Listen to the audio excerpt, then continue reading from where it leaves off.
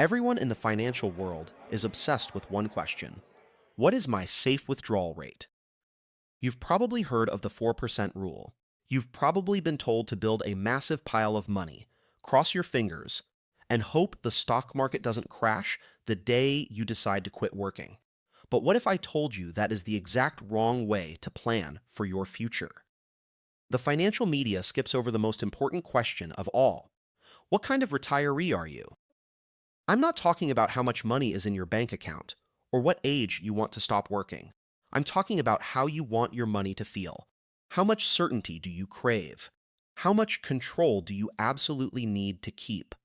Because if you build a retirement plan that doesn't match your psychological personality, you are going to be miserable, even if you are a millionaire. Today, we are breaking down a groundbreaking framework that separates everyone into four distinct financial personalities. I'm going to walk you through the pros and the hidden costs of each. And at the end of this video, I'm giving you an 8-question quiz to figure out exactly which quadrant you belong to, so you can build a plan that actually lets you sleep at night. But before we dive deeper, let us know in the comments where you're watching from. We'd love to hear from you, and don't forget to hit that subscribe button so you never miss any of our upcoming videos. All right, let's get into it. This framework was built by financial researchers Wade Pfau and Alex Mergia. They call it the RISA, the Retirement Income Style Awareness. And the beautiful thing about this, there is no right answer. There are just 4 legitimate choices, and you have to be brutally honest about which one fits you. The whole map rests on 2 intersecting axes. Let's look at axis number 1, probability versus safety first. If you lean toward probability, you are essentially saying, I trust the stock market, I trust the math. I know history shows that markets go up over the long run, and I accept that some years are going to be a bumpy ride. You want your money growing. On the flip side, if you lean safety first, you are saying, I don't care what the market does. I want my essential living expenses, my housing, my food, my healthcare backed by ironclad guarantees. I want contractual income that I cannot possibly outlive, no matter what the economy does. Now, axis number 2, optionality versus commitment. If you value optionality, you want maximum flexibility. You want to be able to change your mind, move your money around, take advantage of new investments, or change who gets your inheritance. Every dollar remains entirely in your control. But if you value commitment, you are willing to make permanent, irreversible decisions with your money today in exchange for total peace of mind tomorrow. You don't want to second-guess yourself in your 60s. When you cross these 2 axes, you get 4 distinct retirement personalities. And I guarantee, as we go through these, you are going to recognize yourself or your spouse in one of them. Let's break them down. Quadrant 1, the total return approach. This sits at the intersection of probability and optionality. The philosophy here is simple. My investment portfolio is my retirement plan. This is the approach that mainstream financial media has pushed for the last 30 years. You build a diversified portfolio of stocks and bonds. You use a withdrawal strategy like the 4% rule or withdrawal guardrails. In this setup, your bonds are just there to smooth out the bumpy ride of the stock market. They aren't there to directly pay your bills. Who belongs here? The DIY investor. The person who actually likes reading the Wall Street Journal and looking at quarterly statements. You have a strong stomach for volatility, and you probably want to leave a massive inheritance to your kids. Because in this quadrant, every single dime remains yours. The pros are huge. Maximum flexibility, total control. You never hand your capital over to an insurance company. You get the full upside of compounding interest. But let's be real about the costs. Sequence of returns risk, meaning a market crash early in your retirement, is entirely on your shoulders. Longevity risks the risk of living to 80, and running out of cash is on you. And here's the dark side nobody talks about: cognitive decline. Managing a complex portfolio takes sharp mental energy. Do you really want to be rebalancing stocks and stress testing algorithms when you are 87 years old? If your gut reaction is, I want my money working hard for me, and I'm not giving it away for guarantees, This is your home. Now let's swing to the complete opposite side. Quadrant 2 is income protection. This sits at safety first and commitment. The philosophy here is, lock in the floor first and treat everything else as a bonus. Here's how it works. You calculate exactly what it costs you to simply exist: your groceries, your taxes, your utilities. Then, you build a contractually guaranteed income stream to cover that exact number using Social Security, pensions, and often an annuity. Once your basic survival is guaranteed for life, you take whatever money is left over and invest it aggressively in the market for growth, vacations, and legacy. This is for people who absolutely despise market volatility. Maybe you watched your parents lose half their retirement in 2008, and it scarred you. You want to know that even if the stock market goes to absolute zero tomorrow, your lights stay on and your fridge stays full. The secret weapon here is something called mortality credits.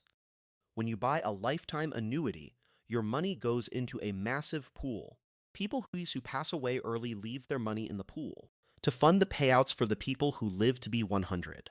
It is the only financial tool that guarantees you cannot outlive your money. But the catch: annuities are generally permanent. Once you hand over that lump sum, it is gone. You are trusting an insurance company to stay in business for the next 30 years.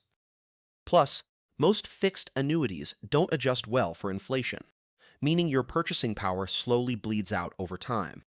If your mantra is, "I will happily trade market upside if it means I never have to worry about running out of money," welcome to Quadrant 2. Next up, Quadrant 3, time segmentation. This is a mix of probability and commitment.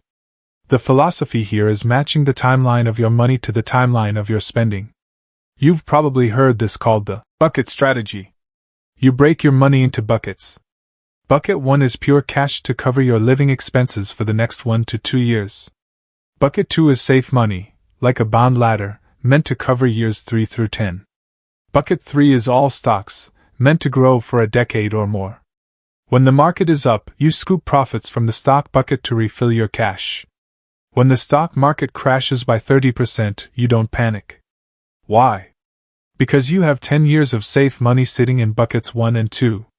You can just wait for the market to recover. This quadrant is the ultimate home for visual, structured thinkers. It gives you a crystal clear mental story about what every dollar is doing. It eases the emotional terror of a bear market without forcing you to buy an annuity. But the downside? It's kind of a psychological trick. It requires active, hands-on management to constantly refill these buckets. It's also capital inefficient. Because you have so much money sitting in low-yield bonds and cash, you are dragging down your overall long-term returns. If you say, "I want market growth, but I refuse to be forced to sell my stocks during a recession," you belong in the buckets. Finally, Quadrant 4, risk wrap. This is where safety first meets optionality. The philosophy is, give me guarantees, but don't make me give up my money to get them. This is the most product-dependent quadrant.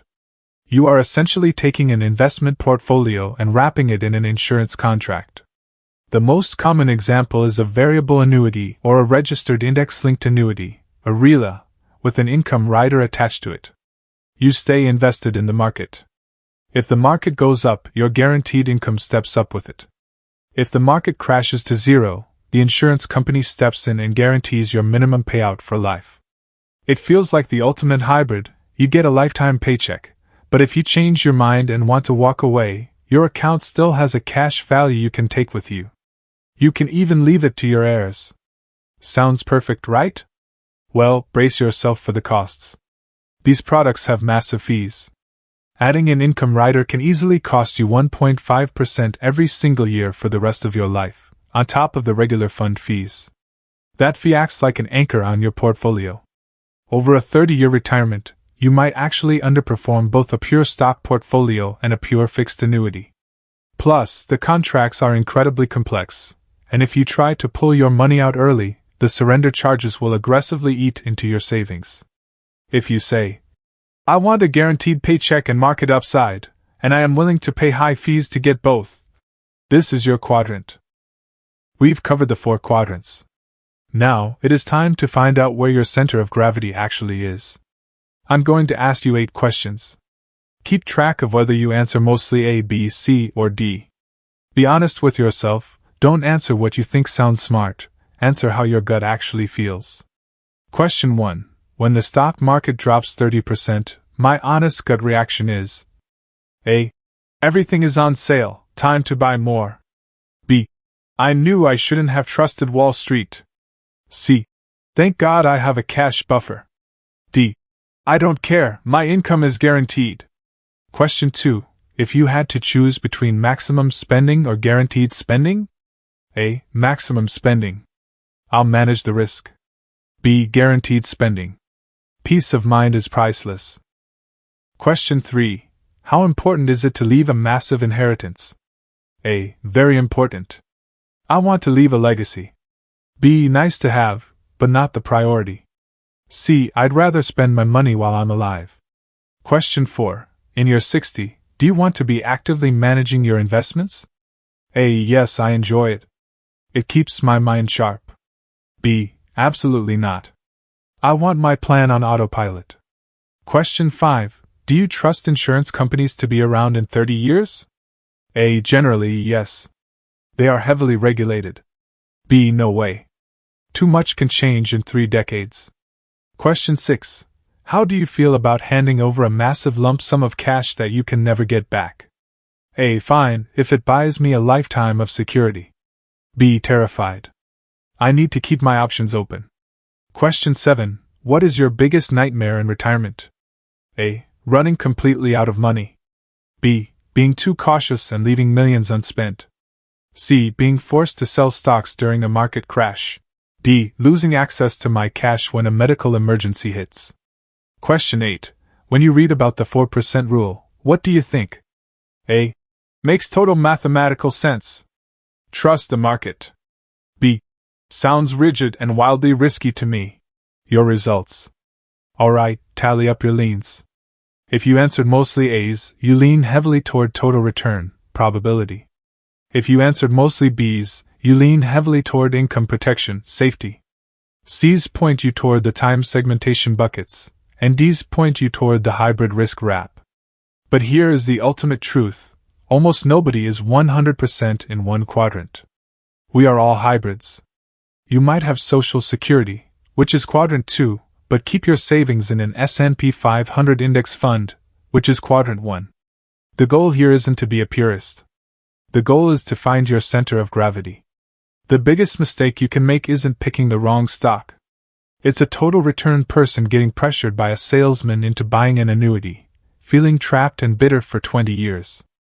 Or an income protection person being talked into a heavy stock portfolio by a financial advisor, and panic selling everything at the bottom of a recession because they can't sleep at night.